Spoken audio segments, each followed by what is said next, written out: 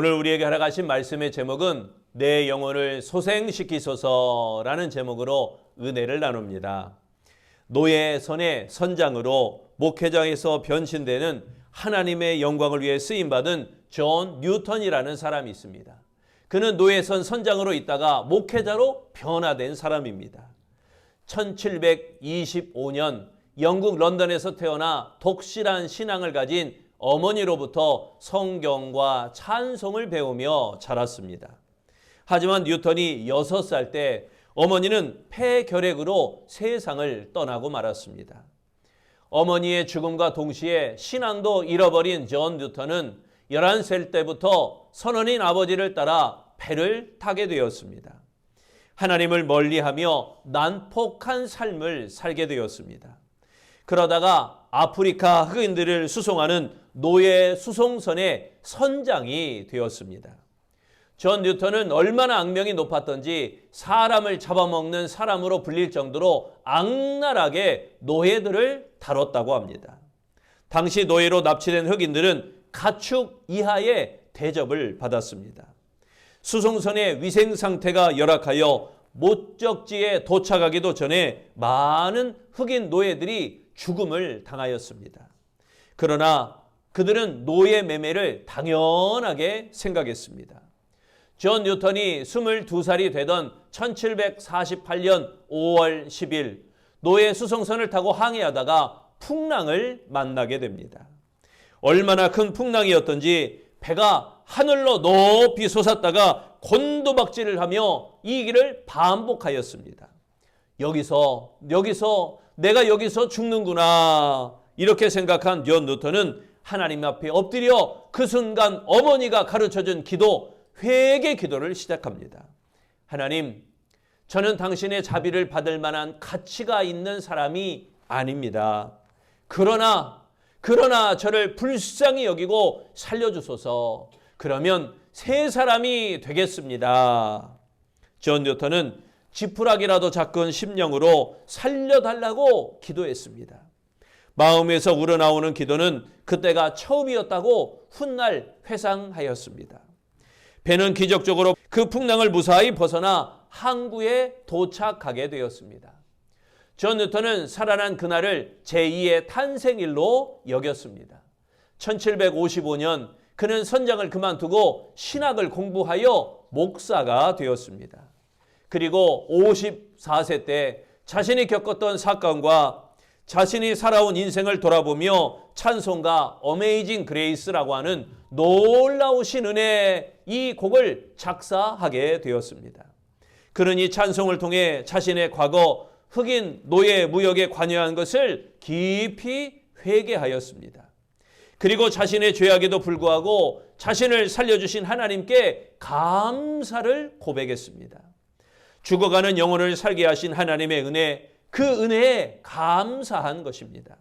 그 찬송이 바로 우리가 아까 불렀던 찬송가 305장 나 같은 죄인 살리신 주 은혜 놀라워 이 찬송입니다. 우리가 봉독한 말씀 시편 119편은 하나님을 향한 갈망과 영혼의 내적 울림으로 하나님의 말씀에 순종하고자 하는 순종의 마음을 나타내는 지혜시로 알려져 있습니다. 말씀에 대한 열정과 구원의 간구가 반복되는 구조로 되어 있습니다. 특히 시편 119편의 다윗은 하나님의 말씀에 대한 자세가 영혼의 소생을 위한 중요한 요소라는 것을 강조하고 있습니다. 본문 말씀 175절입니다. 내 영혼을 살게 하소서 그리하시면 주를 찬송하리이다. 여기에 영혼을 살게 하소서 이 말씀은 영혼을 소생시키다라는 의미입니다. 다윗은 생명이신 하나님을 향하여 자신의 영혼을 살려달라고 부르짖었습니다. 하나님의 말씀을 통해 영혼이 살아날 것을 믿고 간절히 구하는 모습인 것입니다. 인간의 영혼은 짐승처럼 죽음의 자리에 던져지는 것으로 끝나지 않습니다. 인간의 영혼은 무엇을 소중히 여기고 무엇을 믿고 무엇을 행하였는지에 따른 하나님의 심판이 반드시 있는 것입니다. 그러므로 악을 행하던 영혼은 거듭나고 살아나야만 합니다. 그리할 때 사명을 온전히 감당할 수 있는 것입니다. 그렇다면 내 영혼을 소생시키소서. 그러기 위해서 첫째, 깨달아야 합니다.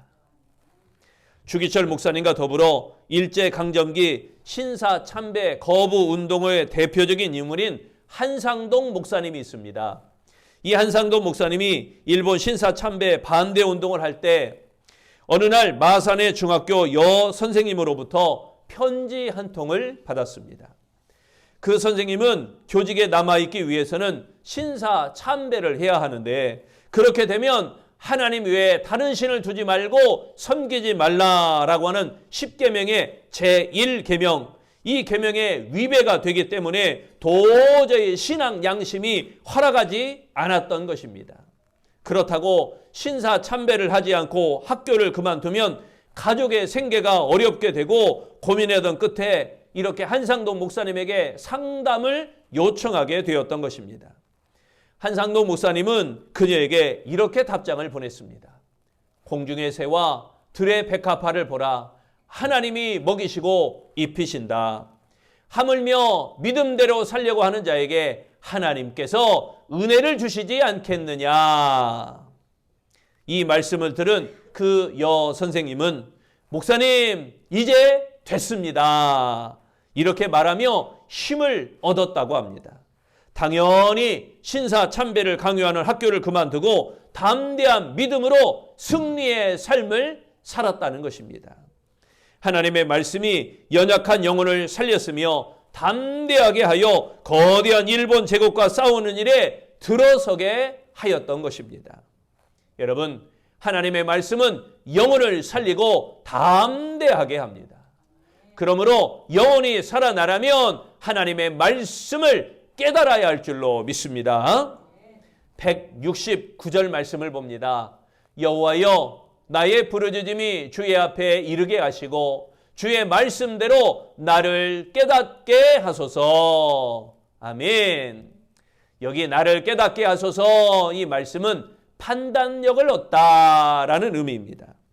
다윗은 하나님의 말씀대로 살았기 때문에 대적들로부터 심한 고난과 박해를 받았습니다.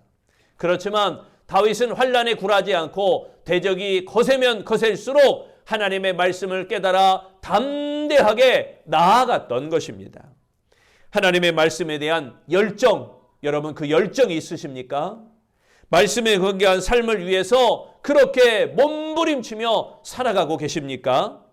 하나님의 말씀을 깨닫는 자는 하나님이 주시는 지혜를 얻게 되어집니다. 말씀의 깨달음을 통해 영혼이 살아나는 것입니다. 왜냐하면 말씀 안에 하나님의 약속이 있기 때문입니다. 말씀 안에 하나님이 주시는 생명이 있기 때문입니다. 영혼이 살아나기를 원하십니까? 영혼이 회복되기를 원하십니까? 영혼이 다시 일어나기를 원하십니까? 그렇다면 하나님의 말씀을 가까이 해야 됩니다. 말씀이 주시는 깨달음을 얻어야 합니다. 이를 통하여 영혼이 살아나 삶의 어려움을 극복하는 아름다운 성도 되시기를 바랍니다. 두 번째, 내 영혼을 살게 하소서. 그러기 위해서는 간구해야 합니다. 세계적인 흑인 성악가 마리아 앤더슨, 그녀는 6살 때부터 찬양대에서 찬송을 부르며 어머니로부터 철저한 신앙 교육을 받았습니다. 그런데 첫 독창회 때 그녀는 그만 실수를 하고 말았습니다. 실망이 너무 커서 이제는 이 노래를 포기해야겠다, 다른 일을 찾아봐야겠다 하고 그 일을 시도해 보았습니다. 그때 그의 어머니가 물었습니다. 얘야, 너 기도하지 않았니? 너 기도할 수 있잖아. 앤더슨은 마음에 자만심이 가득 차 있었습니다. 그래서 기도하지 않았던 것입니다. 그러나 가장 거만한 사람도 혼자 지탱할 수 없다는 사실을 깨닫고 이제 기도하기 시작했습니다. 기도를 통하여 낙심한 영혼이 살아나게 되었던 것입니다. 그래서 그녀는 이렇게 고백합니다. 모든 사람이 하나님을 사랑하지 않는다고 해도 하나님은 이 땅에서 유일하게 완전하신 분이십니다. 인간의 능력이 끝이 날 때 비로소 기도가 시작되는 법입니다. 앤더슨은 열심히 노래를 불렀고 다시 일어섰습니다. 그리하여 위대한 흑인 영가 가수가 되어 사람들에게 많은 감동을 주었다고 합니다. 하나님을 향한 간구가 그 영혼을 살린 것입니다. 본문 170절입니다. 나의 간구가 주의 앞에 이르게 하시고 주의 말씀대로 나를 건지소서. 여기에 나의 간구, 이 말씀은 하나님을 향한 부르짖음이라는 의미입니다. 하나님의 자비와 은총을 구하는 기도를 가리키는 말씀입니다. 하나님은 당신을 의지하는 자들이 부르짖을 때 그 영혼을 살려주십니다. 시인 다윗은 하나님의 말씀이 약속한 구원을 믿고 간절히 기도하였습니다. 혹시 하나님이 자신의 소원과 자신의 형편만 알아주기를 원하는 여러분, 그런 간구를 하고 계십니까? 하나님, 나만 봐주세요. 하나님, 내 기도 꼭 들어주세요. 이 기도는 꼭 들어주셔야 돼요 하는 게 나의 영이 아니라 나의 삶이고 나의 물질이고 나의 현실이고 그런 것입니까? 그렇다면 영혼은 시들며 죽어가게 될 것입니다.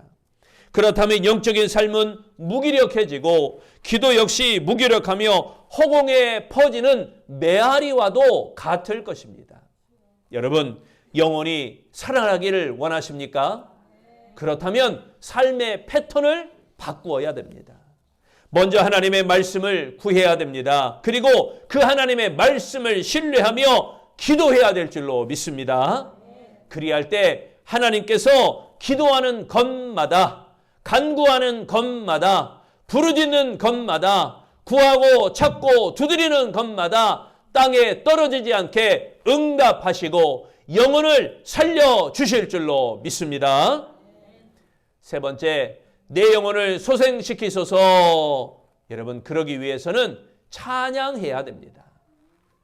1887년 영적인 교사로 살아가던 엘리자 에드먼드 히윗은 필라델비아 학교에서 가르치던 불량한 학생을 선도하려고 했습니다. 그 학생이 성격이 삐뚤어진 아주 심각한 문제아였던 것입니다. 히윗은 그리스도의 사랑으로 가르치면 이 학생이 달라지겠지 생각하고 이 학생을 사랑으로 잘 타일렀습니다. 그런데 이 학생이 느닷없이 지붕의 슬레이트 조각으로 히윗의 등을 내리쳐 척추를 크게 다치고 말았습니다.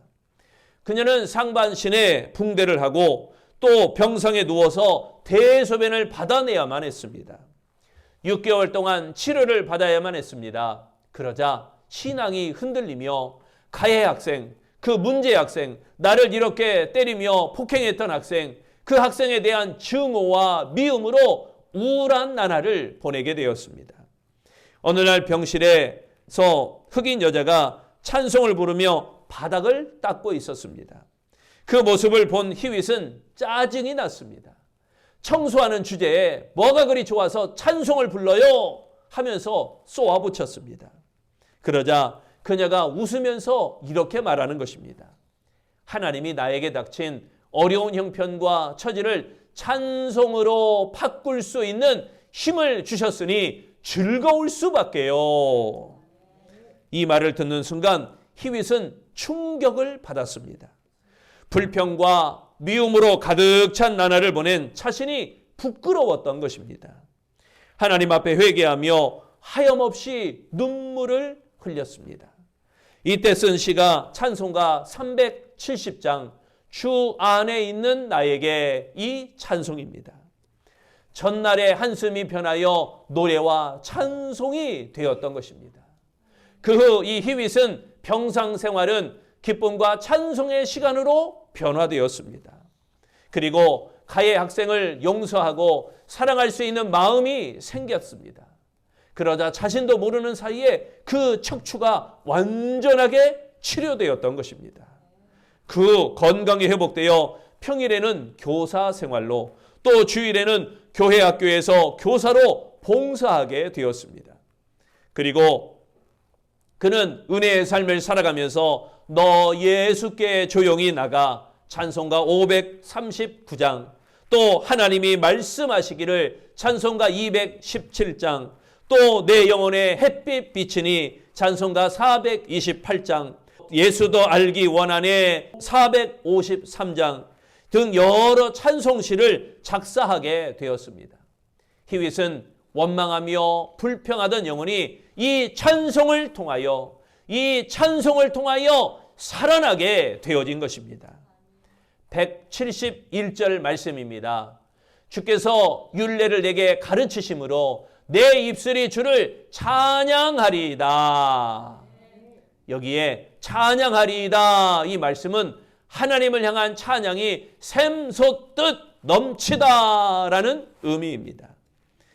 그리스도인은 하나님의 말씀이 있기에 찬양을 중단하면 안 됩니다. 말씀이 위로가 되고 말씀이 힘이 되기 때문입니다. 말씀이 승리와 기쁨을 불러오기 때문입니다. 그러므로 찬양은 하나님을 믿는 자의 마땅한 본분이며 자연스러운 반응인 것입니다. 말씀을 깨닫는 만큼 더욱 감격적인 찬양을 부를 수가 있는 것입니다. 우리가 늘 평소에 불렀던 찬송도 내가 말씀의 은혜를 깨닫고 말씀의 위로가 되고 말씀의 힘이 되고 말씀의 승리와 말씀의 기쁨이 있으면요, 똑같이 불렀던 찬양도 그 순간 그 찬양이 나에게 감동이 되어서 눈물을 쏟아내고 하나님 앞에 영광을 돌리는 은혜의 찬양으로 바뀌게 되는 것입니다. 그리스도인이라고 말하면서 상황이 좋지 않다고 하여 찬양을 혹시 멈추어 버린 것은 아니십니까? 내 입술에서 늘 나오던 찬송이 혹여 멈추어 버린 건 아니십니까? 영혼이 살아나려면 찬양이 다시금 시작되어야 됩니다. 영혼이 살아나려면 찬양이 다시금 회복되어야 됩니다. 자신이 처한 상황과 무관하게 하나님의 말씀 때문에 찬양해야 될 줄로 믿습니다. 하나님은 다윗에게 주신 말씀을 우리에게도 동일하게 주셨습니다. 그 말씀을 마음에 새기고 그 말씀에 감동을 받아 찬양의 회복이 있어야 됩니다. 그러므로 오늘도 변함없이 찬양하며 내 영혼이 살아나는 감동 감화의 찬양이 있으시기를 축원합니다. 러시아의 작가 알렉산더 솔제니친, 그는 이 공산주의를 반대하던 반체제 운동가입니다. 그는 러시아 당국의 수배를 피해 살다가 붙잡혀 결국 강제 수용소에 끌려가게 되었습니다. 온갖 고문과 고난을 당하고 먹을 것도 입을 것도 없는 춥디 추운 수용소에서 점점 죽어가고 있었습니다. 매일 중노동에 시달리며 지칠 대로 지친 그는 더 이상 소망이 없었습니다. 정신력으로 버텼지만 결국 그에게 암의 병이 걸리고 말았습니다. 이제는 암이 번질 대로 번져 일어날 힘조차 없을 때 누군가 이 솔제니친의 옆으로 스치는 것을 느꼈습니다. 모든 것이 끝났다 이렇게 생각되는 순간 눈을 떠보니 흰옷을 입은 사람이 그의 앞에 서 있었습니다.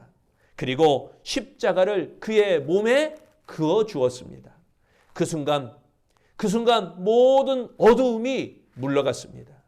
근심이 떠나갔습니다. 그에게 평안이 주어졌습니다. 모든 아픔과 고통이 그 일순간 사라졌습니다. 그 후 솔제니친은 수용소에서 풀려나 자유의 몸이 되었고 암이 사라지는 기적을 체험하게 되었습니다. 미국으로 망명한 그는 작품 활동을 계속하여 후에 노벨 문학상을 받았다고 합니다. 하나님께서 그의 영혼을 살려주신 것입니다. 하나님의 말씀과 무관하게 살아간다면 결국 무가치한 삶을 살 수밖에 없습니다. 다른 존재와 구별되고 다른 존재와 차별될 수 있는 것은 오직 하나님의 말씀 외에는 없는 것입니다. 그러므로 우리를 창조하시고 우리를 돌보시는 하나님, 우리의 인도자가 되시는 하나님, 그 하나님의 말씀에 순종하여 영원히 살아나는, 나를 소생시키소서 영원히 살아나는 아름다운 성도 되시기를 바랍니다. 사랑하는 성도 여러분, 그리스도인은 반드시 그 영원히 살아나야 됩니다. 항상 하나님의 말씀을 깨달아 영원히 살아나시기를 바랍니다. 항상 하나님께 간구하여 영원히 살아나시기를 바랍니다. 항상 하나님을 찬양하여 영원히 살아나시기를 바랍니다. 그렇게 말씀과 간구와 찬양으로 영원히 살아나는 우리 아름다운 성도들이 다 되어지시기를 축원합니다. 기도하겠습니다. 주님 앞에 죽어가는 자가 아니라 주님 앞에 살아나는 자 되게 하여 주옵소서. 주님, 내 영혼을 소생시켜 주옵소서. 하나님의 말씀을 깨달아 영원히 살아나게 하시고, 하나님께 간구하여 영원히 살아나게 하시고, 하나님을 찬양하여 영원히 살아나는 우리 아름다운 신앙, 아름다운 성도 되게 하여 주시옵소서. 죽을 수밖에 없는 죄인이지만 이 부족한 죄인을 위하여 십자가에 못 박혀 돌아가시며 나를 위하여 보혈의 피를 흘리신 그 예수님, 그 예수님을 믿음으로 말미암아 말씀을 허락받으며 그 예수님을 믿음으로 말미암아 의지하여 뜨겁게 간구하며 그 예수님을 믿음으로 말미암아 하나님께 영광의 찬송을 들려 우리 영원히 다시금 소생케 되는 하나님의 회복의 역사가, 다시 일어섬의 역사가, 부흥의 역사가 우리에게 뜨겁게 임하기를 예수님 이름으로 기도합니다. 아멘.